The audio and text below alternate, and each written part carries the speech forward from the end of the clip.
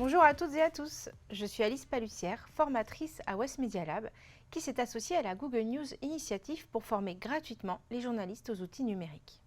Dans cette vidéo, je vais vous présenter différents outils pour visualiser les tendances et les chiffres avant les résultats des élections. Tout d'abord, l'utilisation des outils cartographiques de Google qui peut vous aider à visualiser géographiquement certaines informations clés pour les citoyens. L'outil My Maps, par exemple, qui vous permet de créer vos propres cartes, d'y ajouter des lieux ou des zones en ombrage ou en surbrillance. Vous pouvez ajouter vos propres données géographiques, comme les bureaux de vote, par exemple. Ou même les taux de participation par bureau de vote, quand ils sont disponibles.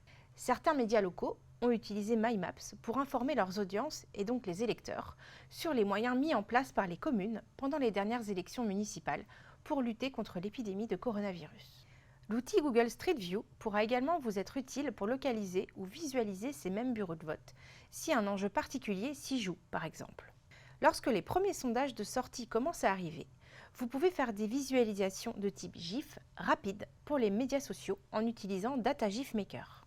Prenons l'exemple de la participation au premier tour de l'élection présidentielle en 2017. À midi, elle était de 28%, à 17h, elle était de 68%, et le taux de participation définitif s'est élevé à 77%.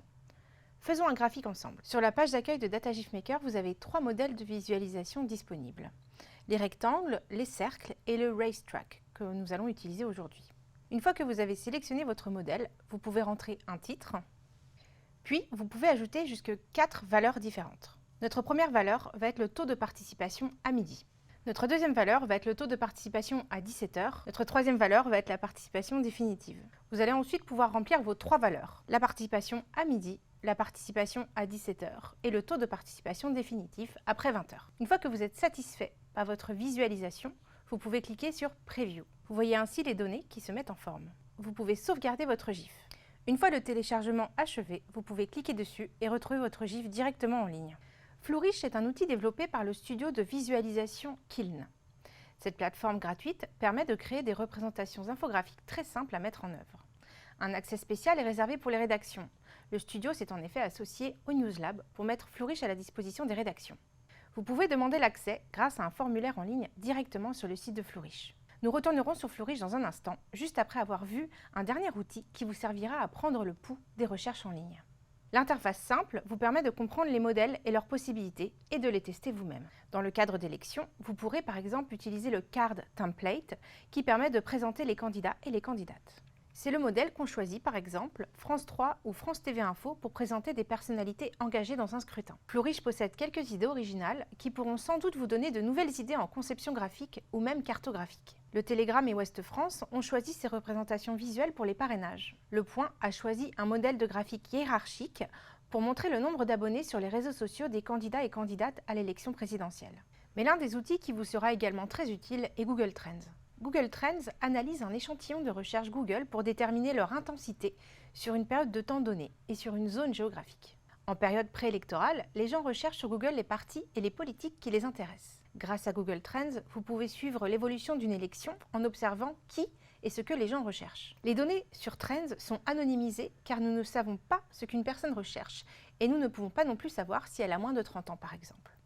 Elles sont également normalisées car des périodes de temps ou des géographies équivalentes sont traitées comme si elles étaient similaires. Et enfin, les données de Google Trends sont indexées de 1 à 100. Parce qu'il utilise un petit échantillon d'un volume de recherche total, Google Trends ne peut pas donner le nombre exact de recherches, donc avoir une échelle de 1 à 100 est la meilleure façon de représenter ces données. Sur l'interface de Trends, vous pouvez taper un mot-clé de votre choix ou une personnalité politique. Vous aurez alors une idée de l'intérêt de recherche pour celui-ci sur la période et la zone géographique que vous aurez déterminée. Ces données seront représentées sous forme de courbes, mais aussi sous forme de cartes. En effet, des données très détaillées sont disponibles pour la France, parfois même au niveau de la grande ville, quand ces données sont suffisantes. Quant aux termes de recherche, vous pouvez en comparer jusqu'à 5, sur une période qui va de 2004 jusqu'à la dernière heure de recherche sur Google. Lors de grands événements, comme un mondial de football ou une grande échéance électorale comme la présidentielle, l'équipe de Google Trends fait des pages spéciales. Ici, vous avez celle sur la présidentielle française. Dans ce projet de WeDoData, réalisé à l'occasion de la présidentielle de 2017, vous pouvez voir l'intensité de recherche pour les grandes thématiques sociétales liées à l'élection présidentielle.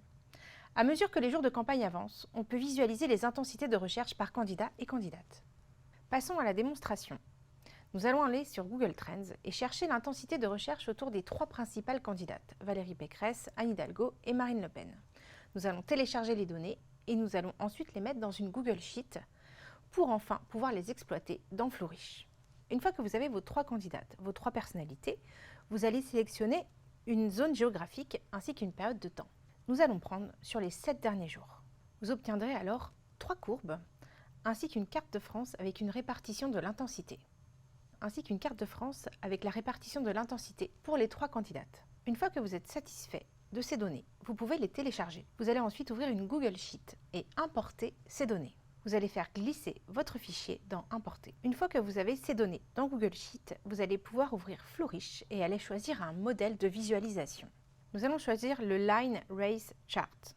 Dans Flourish, les modèles sont déjà pré-remplis avec des données pour vous faciliter la tâche. Vous n'avez alors qu'à remplacer ces données par vos propres données. Nous allons alors copier nos données et les coller dans Flourish directement. Vous avez également la possibilité de les importer.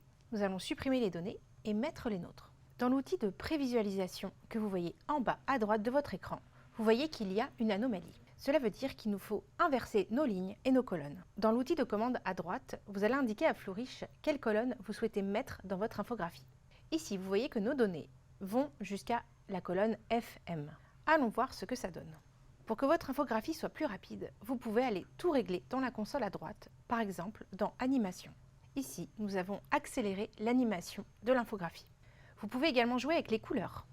Comme nous parlons de personnalité politique, vous pouvez également ajouter une image pour chaque personnalité. Pour cela, vous rajoutez une colonne à côté de vos personnalités.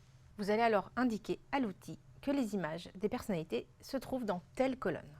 Ici, dans notre colonne B, nous allons alors aller chercher des photos pour chaque personne. Cette image, vous pouvez évidemment la trouver sur votre propre ordinateur, une image que vous possédez vous-même, ou aller la chercher sur le web en faisant bien attention aux droits d'auteur. Enfin, n'oubliez pas de mettre un titre et un sous-titre à votre infographie, ainsi qu'une source. Une fois que vous êtes satisfait de votre graphique, vous pouvez le publier sur le web. Vous aurez alors le choix entre un lien URL, directement vers votre infographie, ou un lien embed pour l'intégrer à votre site. Merci d'avoir suivi cette vidéo. Pour aller plus loin, nous proposons 6 modules de formation aux outils numériques à destination des journalistes. Retrouvez le programme et les informations pour participer à une prochaine session sur le site de West Media Lab.